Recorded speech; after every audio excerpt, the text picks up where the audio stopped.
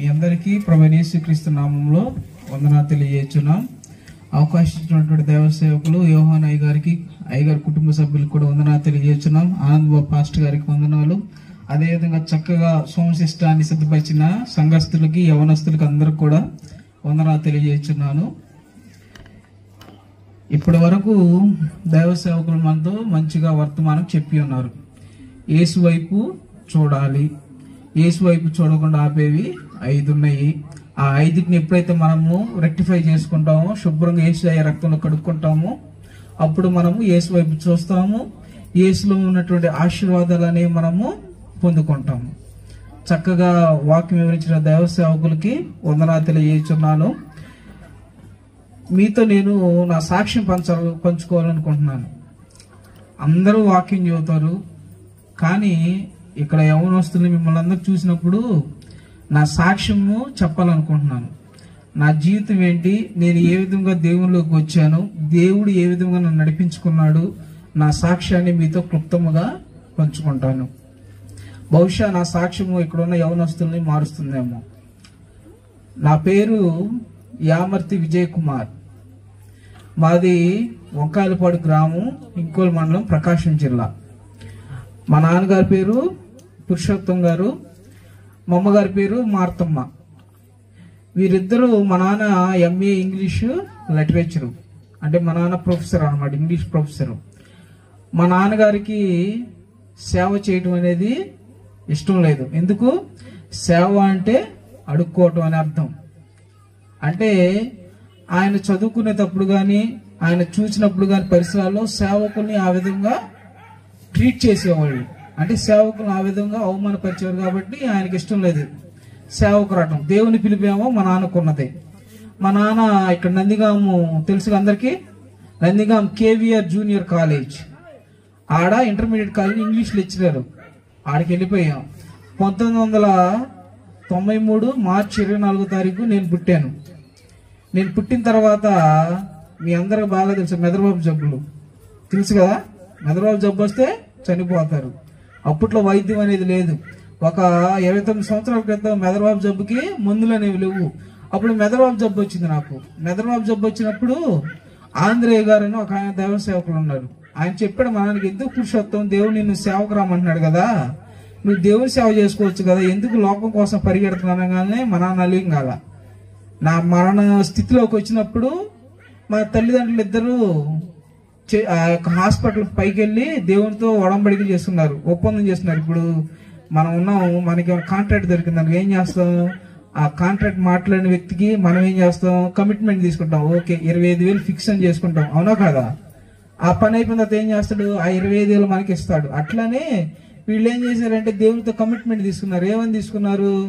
ఒడంబడిక ఒప్పందం చేస్తున్నారు. ఏమని ఒప్పందం చేసుకున్నారు?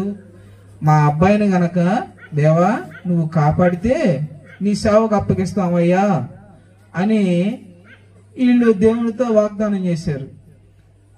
ఎవరైనా సరే ఏమైనా మేలు కావాలంటే, ఏమైనా ఆశీర్వాదం కావాలంటే పాస్టర్ గారి దగ్గర, అయ్యారు ఏందయ్యా అంటే, నాకు ఈ రోగం వచ్చిందయ్యా, ఈ సమస్య వచ్చిందని చెప్పి పాస్టర్ గారి దగ్గరికి వెళ్తారు. పాస్టర్ గారు ఏం చేస్తాడు, సొంత బిడ్డల కోసం ప్రార్థన చేసినట్టు ప్రతిరోజు ఉదయం లేవగానే మోకరించి మన కోసం ప్రార్థన చేస్తాడు. ప్రార్థన చేసిన తర్వాత ఆ మేలు మనకు జరగగానే ఏం చేస్తాం, పాస్టర్ని మర్చిపోతాం. పాస్టర్ని మర్చిపోయి వేరే వాళ్ళ దగ్గరికి వెళ్ళి అక్కడ కానుకిస్తాం. అది ఎంత సిగ్గుచేటు. మన కోసం ప్రార్థన చేసింది ఎవరు? మన పాస్టర్ గారు. మన పాస్టర్ గారి దగ్గరికి వెళ్ళి నువ్వు సమస్యలు చెప్పావు, మన పాస్టర్ గారు నీ కోసం ప్రార్థన చేశాడు. పాస్టర్ గారు ప్రార్థన చేయడం ద్వారా నీకు మేలు జరిగింది. నువ్వేం చేస్తున్నావు? ఆ మేలు ఏం చేస్తున్నావు? వెళ్ళి వేరే వాళ్ళ దగ్గరికి వెళ్ళి అమ్ముకుంటున్నావు.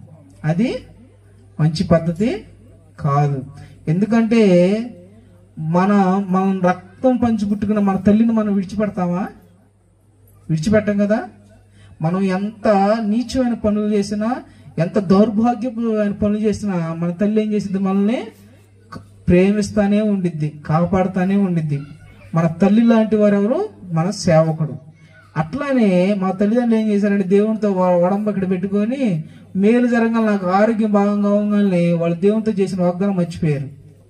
మర్చిపోయిన తర్వాత డాక్టర్ ఒక మాట చెప్పాడు, నువ్వు పిచ్చోడు అవుతావు, మీ అబ్బాయి పిచ్చోడు అవుతాడు అయ్యా, నరాలు మొత్తం వీక్ అయిపోయినాయి, అడిగింది అడుగుతాడు అని చెప్పినప్పుడు ఏ తల్లిదండ్రులు ఏం చేస్తారు? పిచ్చోడో ఎచ్చడు పుట్టాడు, బతికాడుగా, ఆ జాలే మాకు అని చెప్పి అవునా సంతోషిస్తారు లేదా? మనం యాక్సిడెంట్ అయ్యి చనిపోకుండా మనం కాళ్ళు చేతులు విరిగిపోయిన మన తల్లిదండ్రులు నా కొడుకు నాకు పుట్టాడయ్యా, చాలయ్యా, వందనాలు వేసాయా అనుకుంటాం. అట్లానే నా పిల్లలు నాకు పుట్టాడులే, చనిపోలేదులే, ఎట్లా జాగ్రత్త చూసుకున్నాం అని చెప్పి మమ్మల్ని అనుకున్నారు. అప్పటి నుండి నేను చేయకూడని పని లేదు. మనవాడు వస్తాడు, నా దగ్గరికి వస్తాడు, రే ఆడ వెళ్ళి వాడు పర్సులో డబ్బులు దారని నేనేం చేస్తాను, వెళ్ళి డబ్బులు తీసుకుంటాను. అది దొంగతనం అని నాకు తెలీదు. అంటే నా మైండ్ సెట్ అటువంటి మెదడుపు జబ్బు ద్వారా నా మైండ్ అనేది అట్లా ఉందన్నమాట. రేపు పలానా దగ్గరికి వెళ్ళి పలానా వస్తువు తీస్తారా అంటే వెళ్ళి తీసుకొని వస్తా. అది దొంగతనం అని నాకు తెలీదు. అది తీసుకొని వచ్చిన తర్వాత ఆ వస్తువు గలవాడు మా నాన్న దగ్గరికి వచ్చి, ఏంది పాస్టర్ గారండి మీ అబ్బాయి వచ్చి మా ఇంట్లో దొంగతనం చేసి ఉండగానే పరువు మొత్తం పోయింది. నన్ను కొడతారు, నన్ను కొట్టడం వల్ల ఉపయోగం కొట్టేవాళ్ళు, కానీ నా మైండ్ అనేది అట్లానే ఉంది. అంటే నేను పిచ్చి వాళ్ళలాగా బిహేవ్ చేస్తున్నాను. ఏమైనా చెప్పినప్పుడు అది మంచో చెడో నేను ఆలోచించను. ఇక మా అమ్మ నాన్నలు ఏం ఆలోచించారంటే నా చదువు ఆపేశారు. నా చదువు పూర్తిగా ఆపేసేసి నన్ను ఇంటిలో ఒక ఖైదీలాగా ఉంచారు. ఒక పిచ్చోని ఇంట్లో ఎట్లా ఉంచుతారు అట్లా ఉంచారు. ఉంచి మా అమ్మ ఏం చేసిందంటే బైబిల్ ఇచ్చింది. ఏ Bible? English Bible, King James version అని చెప్పి ఇంగ్లీష్ బైబిల్ ఉంది. అది గ్రామర్ ఫుల్ ఇంగ్లీష్ గ్రామర్ ఉండిద్ది. అది అర్థం చేసుకోవడం చాలా కష్టం. ఆ బైబిల్ ఇచ్చి, అయ్యా నువ్వేం చేయొద్దురా, సామెతల గ్రంథంది, సామెతల్లో రోజు ఒక వాక్యం తీసుకో, ఇంగ్లీష్లో తెలుగులో చదువు, చూడకుండా రాయి, సాయంత్రం నాకు అప్పు చెప్పు, అప్పు చెబితే నిన్ను గంట ఆడుకోవడానికి పంపిస్తానని చెప్పింది. ఆడుకోవడం కోసమే సరే నేనేం చేశాను, దాన్ని చదివి మా అమ్మకి అప్పు చెప్పి చూడకుండా రాసి వెళ్ళి ఆడుకొని వచ్చేవాడిని. అట్లా పెరుగుతున్న సమయంలో దేవుడు ఏం చేశాడు, నాకు ఆ పిచ్చి అనేది తీసివేసి, ఆ అన్మెచ్యూర్డ్ మైండ్ అనేది తీసేసి దేవుడు ఏం చేశాడు, మంచి జ్ఞానం ఇచ్చాడు. నాకు 12 సంవత్సరాల వయసు అప్పుడు అయ్యగారికి తెలుసు, ఆనందబాబు అయ్యగారికి, ఒక అమెరికా ఆయన వచ్చాడు. అమెరికా నుండి మా ఊరు వచ్చాడు. ఆయన చెప్పింది ఇంగ్లీష్లో తెలుగులో చెప్పాలి. ఆ సమయంలో మా నాన్న లేడు. నేను వెళ్ళి నేను చెబుతానయ్యా, నువ్వు వాక్యం ఏదైతే ఇంగ్లీష్లో చెబుతావో తెలుగులో దాన్ని ట్రాన్స్లేట్ చేస్తానని చెప్పి. ఎందుకని? నేను నాకు 12 సంవత్సరాలు వచ్చి బైబిల్ చదివాను కదా, ఇంగ్లీషు తెలుగులో బైబిల్ చదివాను, బైబిల్ గురించి మొత్తం బాగా తెలుసు, నేను ట్రాన్స్లేషన్ చేస్తాను. కానీ ఆయన కింద మీద చూసి నువ్వు చేస్తావా అన్నాడు. నేను చేస్తాను అని చెప్పాను. ఆయన చెప్పిన వాక్యము ఒక పుల్లు పోకుండా ఇప్పుడు కూడా నాకు గుర్తుంది. ఆ వాక్యం దేని గురించి చెప్పాడంటే దానియేలు గ్రంథం మీద చెప్పాడు. దేవుని రాజ్యానికి లోక సంబంధమైన రాజ్యానికి ఉన్న వ్యత్యాసం మీద ఆ దైవ సేవకుడు వాక్యం చెప్పాడు. ఆ వాక్యం ట్రాన్స్లేషన్ చేశా. ఏందన్నా ఆనందబాబు అన్న, అంతేనా? నా చిన్నపిల్లలు 12 సంవత్సరాలు వేసే వాక్యం ట్రాన్స్లేషన్ చేసి అయిపోయిన తర్వాత నా జీవితం నేనేం చేయాలి, నా క్వశ్చన్ మార్క్, నేనేం చేయాలి? ఇప్పుడు పాస్టర్కి వెళ్ళాలంటే ట్రైనింగ్ ఉండాలి. ఫర్ ఎగ్జాంపుల్ మీరు సర్కస్ చేస్తారు సార్, మీ పిల్లలకి ఏం చేస్తారు, చిన్నప్పుడు అన్ని ట్రైనింగ్ చేస్తారు కాబట్టి వాళ్ళు బాడీని ఏ విధంగా మోల్డ్ చేయాలో ఆ విధంగా ఉంచుతారు. నేను సేవకి వెళ్ళాలి, నాకేం కావాలి, సర్టిఫికేట్ కావాలి, బైబిల్ ట్రైనింగ్ కావాలి. నేను చదివిన బైబిల్ వేరు, వాళ్ళు ట్రైనింగ్ ఇస్తారు. అంటే ఇంకా బైబిల్ గురించి బాగా డీప్గా అనాలిసిస్ చేస్తారు. సరే ట్రైనింగ్కి వెళ్దామని చెప్పి చెల్లూరుపేట వెళ్తే ఆడేమన్నారు, 10th క్లాసు సర్టిఫికేట్ కావాలి. 10th సర్టిఫికేట్ అంటే ఇంటికి వచ్చి వేరే వాళ్ళ దగ్గర అప్పు తీసుకొని, అప్పుడు మాకు తినటానికి కానీ తిండి ఉండేది కాదు. మీరు నమ్ముతారో లేదో, సద్దన్నం ఉండిద్దిగా, తెలుసుగా సద్దన్నం ఇట్లా నీరు కారుతుంటే వేడి నీళ్లు కాసుకొని ఆ వేడి నీళ్లు ఆ సద్దన్నం వేసి దాన్ని ఇట్లా గిల కొట్టుకొని తాగి ఉన్నాం. అంత పేదరికం. ఎందుకంటే మా నాన్న దేవుని సేవ చేయడానికి ఏం లేదు కదా, దేవుని శిక్ష ఇస్తున్నాడు. దేవుని శిక్షలో ఉన్నాం, దేవుని పరీక్షలో ఉన్నాం. వెళ్ళి వేరే వాళ్ళ దగ్గర అప్పు తీసుకొని 10th ఎగ్జామ్కి ఫీజు కట్టాను. 10th ఎగ్జామ్ పాస్ అయ్యాను. పాస్ అయిన తర్వాత ఆ సర్టిఫికేట్ తీసుకొని నేను ట్రైనింగ్ పంపించారంటే ఆయన దగ్గరికి వెళ్తే ఇంటర్మీడియట్ కావాలయ్యా అన్నాడు. ఇంటర్మీడియట్ మళ్ళీ పాస్ అయ్యా. ఇంటర్మీడియట్ ఎంపీసీ తీసుకున్నాను, మంచిగా పాస్ అయ్యా. ఇంటర్ సర్టిఫికేట్ తీసుకొని వెళ్ళా. సార్ నన్ను ట్రైనింగ్ పంపించి సార్, నేను ఇంకా ఆగలేనంటే, ఏడకయ్యా డిగ్రీ కావాలయ్యా అన్నాడు. డిగ్రీ కావాలా? ఏంద్ర స్వామి వీళ్ళు చదువు అని చెప్పి నన్ను సావపడుతున్నారని చెప్పి అనుకున్నా. మా ఇంట్లో లేదు, నువ్వు చదివితే ఇంజనీరింగ్ చదువు అని చెప్పి ఎంసెట్ రాయించారు. ఎంసెట్ ర్యాంక్ వచ్చింది, ఇంజనీరింగ్ జాయిన్ అయ్యా. ఇంజనీరింగ్ పూర్తి చేసుకొని ఎవరికైనా యవనస్తుల కోరికలు ఉంటాయిగా, ఇంజనీరింగ్ చేశాను, ఎంఎన్సీ కంపెనీలో జాబ్ చేయాలని చెప్పి ఉద్యోగం వచ్చింది, ఉద్యోగానికి వెళ్ళా. మీరు ఒకటి గమనించాలి, నేను చచ్చిపోయే స్థితిలో ఉన్నప్పుడు మా అమ్మోళ్ళు ఏం చేశారు, నీ సేవకి ఇస్తానయ్యా అని చెప్పారు. మనం ఏం చేసాం, మర్చిపోయాం. అది గతాన్ని మర్చిపోయాం, చరిత్రను మర్చిపోయాం, లోకం వైపు పరిగెడుతున్నాం. ఇంజనీరింగ్ అని చెప్పి జాబ్ చేయడం బెంగళూరు వెళ్తే ఒళ్ళు మొత్తం ఎలర్జీ, కురుపులు. మీరు నమ్ముతారు లేదో, చెన్నై నుండి చీరాల ఉదయాన్నే ఆడ జనశతాబ్ది ఎక్కితే చీరాల 1 గంటకి 2 గంటలకు వచ్చేదాకా ఎక్కిళ్ళు అనేవి అసలు కాకలా. ఎక్కిళ్ళు వస్తానే ఉన్నాయి. ఎంత వాటదైనా ఎక్కిళ్ళు వస్తాను అంటానే ఉన్నాను, కూర్చొని వస్తానే ఉన్నాను. ఈ ఉద్యోగం మానేసి ఇంటికి వస్తుంటే ఎక్కిళ్ళు. చీరాల నుంచి పచ్చూరు బస్ స్టాండ్ లో దిగిన తర్వాత ఎక్కిళ్ళు ఆగిపోయినాయి. దేవుడి స్తోత్రం, హల్లెలూయా. ఎక్కిళ్ళు ఆగిపోయినాయి.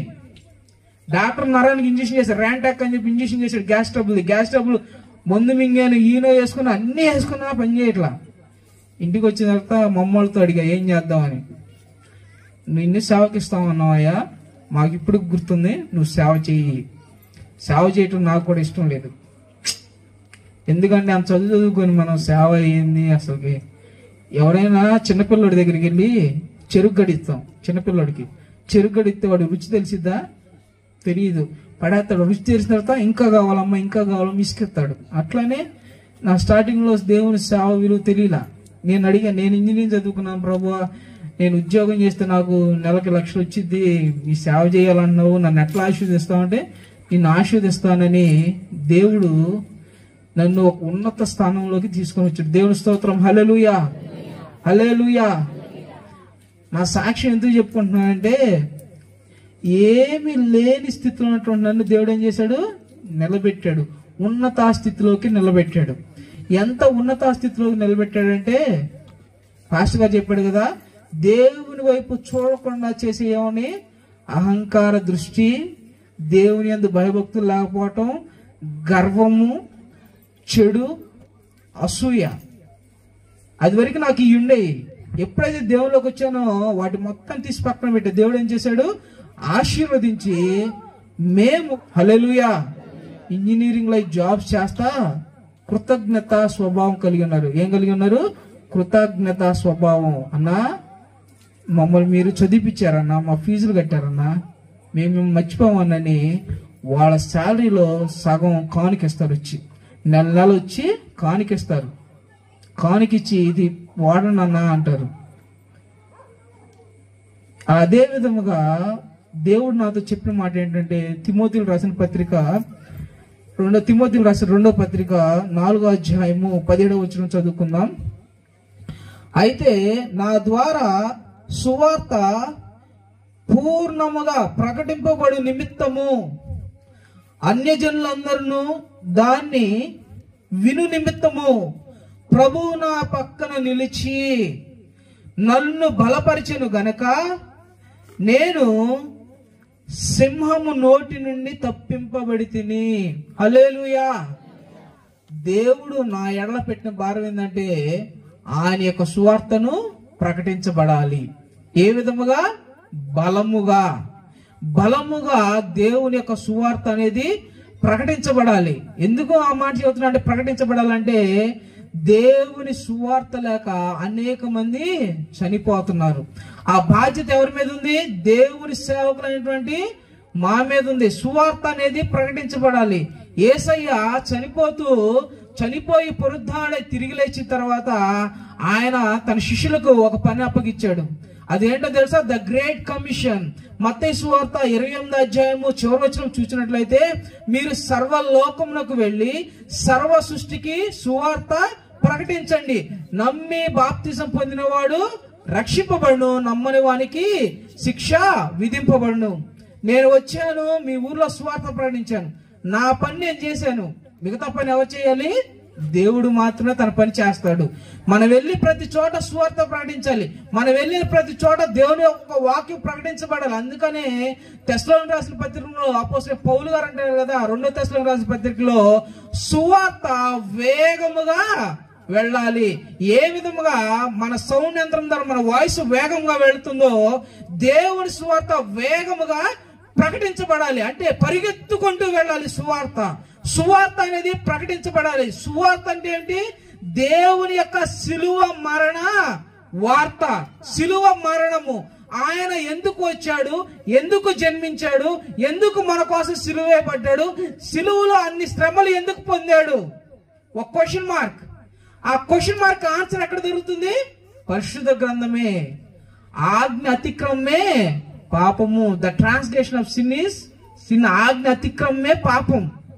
మనము ఒక తప్పు చేయకూడదని చెబుతాము, ఆ తప్పు చేస్తే అదేమవుతుంది? పాపము. మొదట పరిశుద్ధ గ్రంథంలో పాపం అనేది లేదు. ఆదాము అవ్వ సృష్టించబడినప్పుడు మీరు క్షుణ్ణంగా ఆదికాండం చదివినట్లయితే పాపం అనేది ఉన్నదా? లేదు. దేవునితో ఎంజాయ్ చేశారు వాళ్ళు, దేవునితో సహవాసం చేశారు, దేవునితో ఫ్రెండ్షిప్ చేశారు. ఇప్పుడు మనం ఏ విధంగా పాటలు పాడుతూ దేవుని నామాన్ని ఉజ్జీవపరిచామో ఆ విధంగా ఆదాము అవ్వ దేవుని నామాన్ని ఉజ్జీవపరిచారు. కానీ ఎప్పుడైతే అపవాది అక్కడికి ఎంటర్ అయిందో అపవాది దేవుని మాటలు ఏం చేసింది? ట్విస్ట్ చేసింది. కరెంటు వైర్ని మెలదిప్పుతాం కదా, అట్లానే దేవుని మాటలను అపవాది ఏం చేసిందంట? మెలదిప్పింది. నిజంగా మీరు చచ్చిపోతారా? దేవుడు ఏమన్నాడు?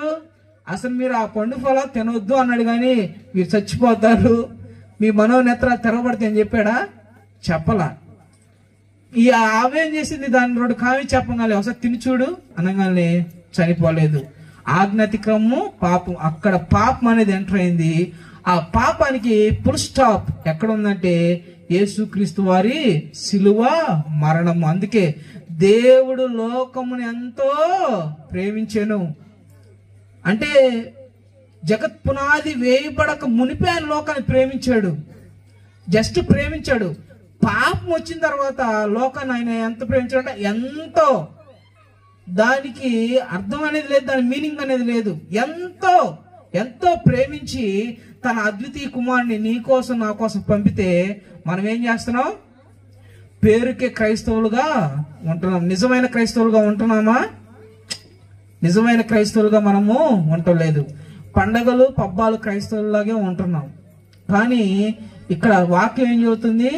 నా సువార్త వేగముగా పరిగెత్తాలి, వేగముగా ప్రకటించబడాలి అని అపోస్తలుడైన పౌలు గారు తన పత్రికలో చెబుతున్నాడు. అందుకే నా సువార్త బలముగా ప్రకటించబడాలి. ఇక్కడ మాత్రమే కాదు, మేము అన్ని ఊర్లు వెళ్ళి సువార్త ప్రకటిస్తానే ఉంటాం. ఆడ భోజనం పెట్టినా పెట్టకపోయినా, ఆదరించినా ఆదరించకపోయినా వెళతాము, ఒక సౌండ్ బాక్స్ తీసుకుంటాం, సువార్త ప్రకటిస్తాం, వస్తాం. అది మన డ్యూటీ. ఆ భారం మన మీద ఉన్నది. ఏ విధంగా మన పనుల కోసం మనము పరిగెడతామో, దేవుని పని కోసం ఎప్పుడైతే మనం పరిగెడతామో దేవుడు మనల్ని విస్తారముగా ఆశీర్వదిస్తాడు. ఆ విధంగా నా కుటుంబాన్ని దేవుడు ఆశీర్వదించాడు, నన్ను ఆశీర్వదించాడు. నాతో నేను మాత్రమే కాదు కానీ నా తోటి సేవకులను కూడా నేను ప్రేమిస్తున్నాను. 12 మంది సేవకులు ఉన్నారు. వారికి ప్రతి నెల మీటింగ్ పెట్టి అయ్యా సువార్త ప్రకటించండి, అయ్యా సువార్త ప్రకటించబడాలని వాళ్ళని ప్రేమించి వాళ్ళని సన్మానించి వాళ్ళ చేత ప్రార్థన చేర్చుకొని సువార్తకి మేము వెళతాము. ప్రియమైన సహోదరి సహోదరులారా, దేవుని శిలువ మరణానికి మనం వాల్యూ ఇస్తున్నామా లేదా ఒకసారి మనము మెమరైజ్ చేసుకోవాలి. మనం అనొచ్చు ఈ లోకంలో ఉన్నాం, లోకంలో మానవులైనటువంటి మనం తప్పు చేస్తానే ఉంటాం. ఆ తప్పు నుంచి వెళ్ళి గుర్తించాలి. అతిక్రమంలో ఒప్పుకొని వాడు ఏం చేస్తాడంట? వర్ధిల్లుతాడు. మన అతిక్రమంలో ఎప్పుడైతే తెలుసుకొని దేవుని ఎదుట వెళ్ళి ఒప్పుకుంటాం, అయ్యా నేను ఈ తప్పు చేశాను, నన్ను క్షమించయ్యా అని ఎప్పుడైతే మనం దేవుని ఎదుట అడుగుతామో దేవుడు ఏం చేస్తాడు? మనల్ని క్షమిస్తాడు. బైబిల్లో ఒక మాట రాయబడింది కదా, జ్ఞానం గల స్త్రీ తన ఇల్లు కట్టును. జ్ఞానం గల స్త్రీ బైబిల్ ఎవరికైనా తెలుసా? ఒక పేరు చెప్పండి. ఎవరికైనా తెలుసా? జ్ఞానం గల స్త్రీ రాహాబు అని వేష తెలుసా మీకు? రాహాబు తెలీదా? అయ్యయ్యో ఎంత సమస్య వచ్చింది. యేసయ్య వంశావళి ఎవరి నుంచి వచ్చింది తెలుసా? రాహాబు అనే వేశ్య నుండి యేసయ్య వంశావళి వచ్చింది. ఆమె ఒక వ్యభిచారి అయినటువంటి స్త్రీ. ఈ వ్యభిచారి అయినటువంటి స్త్రీ సామాన్యంగా మన వంశంలో కులంలోకి ఎవరిని మనం చేర్చుకుంటామా? చేర్చుకోం. దేవుని కులమైన ఇశ్రాయేలు గోత్రంలోకి ఈ రాహాబు అనే స్త్రీ ఏ విధంగా చేర్చబడింది తెలుసా? ఆమె విశ్వాసము ద్వారా రాహాబు అనే వేశ్య దేవుని యొక్క వంశావళి ఆమె గర్భంలో నుండి వచ్చింది. అది జ్ఞానవంతురాలైన స్త్రీ అంటే. మనము జ్ఞానవంతురాలయ్యే స్త్రీలా ఉన్నామా? మన కుటుంబాన్ని కట్టుకుంటున్నామా? మన పిల్లలు ఎక్కడికి వెళ్తున్నారు, ఏం చేస్తున్నారు, వాళ్ళ మీద కన్నేసి ఉంచామా? రే, నువ్వు ఏడకి వెళ్తున్నావు, ఏం చేస్తున్నావు, నువ్వు ప్రార్థన చేసుకో, ఉదయం లేవగానే నువ్వు ప్రార్థన చేసుకున్నావా, నిద్రపోతే ప్రార్థన చేసుకున్నావా అని మన పిల్లలను మనం అడిగే స్త్రీలాగా జ్ఞానం గల స్త్రీ తన ఇల్లును కట్టును. అదేవిధంగా ఇక్కడున్న ప్రతి ఒక్క సహోదరికి, ప్రతి ఒక్క అక్కకు, అమ్మకు చెప్పేది ఏంటంటే, మీరు కూడా జ్ఞానం గల స్త్రీలాగా మీ గృహాలు కట్టుకోండి. మీ గృహాలు కట్టుకోవడం మాత్రమే కాదు, కానీ మీకు వీలైనప్పుడల్లా, మీకు సమయం దొరికినప్పుడల్లా మీ పక్కనున్న వాళ్ళకి దేవుని యొక్క సువార్తను ప్రకటించండి. దేవుని సువార్త ప్రకటించడం అంటే చర్చి తీసుకురామని కాదు. వాక్యం గురించి చెప్పనమ్మా, మారు మనసు పొందమ్మా, ఇంకెన్నాళ్ళు ఈ తప్పులు చేస్తావు, మారు మనసు పొందు, యేసయ్య శుభ్రంగా నేను రక్షిస్తాడు అని సువార్త చదవటం, అదే సువార్త. ఏ సువార్త అంటే ప్రత్యేకించి ఏం లేదు, చర్చికి రామ్మా, చర్చిలో ఉన్నమ్మా అని కాదు. నువ్వు ఉన్నప్పుడల్లా దేవుని మంచి మాటలు చెప్పు. అప్పుడు సువార్త అనేది ఏం జరుగుతుందంట? వేగముగా పరిగెడుతుంది. సువార్త అన్ని చోట్ల వ్యాపించబడుతుంది. అదే విధంగా మనము కూడా దేవుని యొక్క సువార్తను బలముగా ప్రకటించబడే వారిగా దేవుడు మనల్ని ఆశీర్వదించును గాక. ఇది నా సాక్ష్యం. నా సాక్ష్యం దేవుడు నా మీద ఏం ప్రణాళించాడంటే సువార్త ప్రకటించడం. ఇక్కడే కాదు, చెన్నై వెళ్తాం, బెంగళూరు వెళ్తాం, మద్రాసు వెళ్తాం, దుబాయ్ వెళ్తాం, అమెరికా కూడా వెళ్ళొచ్చాం. అమెరికా వెళ్ళి సువార్త ప్రకటించాం. నా స్టేజ్ ఏంది? నా స్థితి చూస్తే వెనకాల నేను వెళ్ళే స్థితి కాదు. కానీ దేవుడు తలుచుకుంటే ఏదైనా అసాధ్యాన్ని సాధ్యము చేస్తాడు. విశ్వాసం అన్నది నిరీక్షింపబడు వాటి యొక్క నిజస్వరూపమును అదృశ్యమైనవి ఉన్నవనుటకు రుజువై ఉన్నది. హెబ్రీయులకు రాసిన పత్రిక 11:1 ఈ మాట రాయబడి ఉంది. విశ్వాసం మనం ఉంటే ఏదైనా సాధించగలుగుతాము. విశ్వాసము మనలో ఉంటే దేన్నైనా మనము దేవుని దగ్గర నుంచి పొందుకుంటాం. కానీ క్రియలు లేని విశ్వాసము మృతం. నా దగ్గర ఈ మౌత్ ఉంది, ఈ మౌత్ లో బ్యాటరీ లేకపోతే ఉపయోగం ఏమైనా ఉండిద్దా? ఈ చెత్తబుట్టలు వేయటమే. మౌత్ ఉంటే విస్తారంగా మాట్లాడతాను, ఏమైనా చేయగలుగుతాను. దీంతో అనేక మంది ఉంటారు. అట్లానే విశ్వాసం ఉంది. ఆ విశ్వాసానికి ఏం కావాలి? క్రియలు కావాలి, ఛార్జింగ్ కావాలి. ఆ ఛార్జింగ్ ఎక్కడ దొరికింది? దేవుని యొక్క బైబిల్లో సువార్తలో ఆ ఛార్జింగ్ అనేది దొరుకుతుంది. అదేవిధంగా మీరు కూడా విశ్వాసము ద్వారా అనేకమైన ఆశీర్వాదాలు పొందండి. మీ కుటుంబాన్ని కట్టుకోండి. సువార్త మీకు సాధ్యమైనప్పుడల్లా సువార్తను కూడా మీ తోటి వారితో పంచుకోండి. దేవుడి యొక్క వాక్యమును ఆశీర్వదించును గాక. దేవుడు ఎంత గొప్పవాడంటే వర్షం పడకుండా మన యొక్క సువార్త కూటం జరగడానికి ప్రణాళిక. ఇది నీ ప్రణాళిక కాదు, నా ప్రణాళిక, దేవుని ప్రణాళిక. దేవుని నా మహిమపరచబడును గాక. హల్లెలూయా, హల్లెలూయా. సమయాన్ని అయ్యగారికి ఇస్తున్నాను.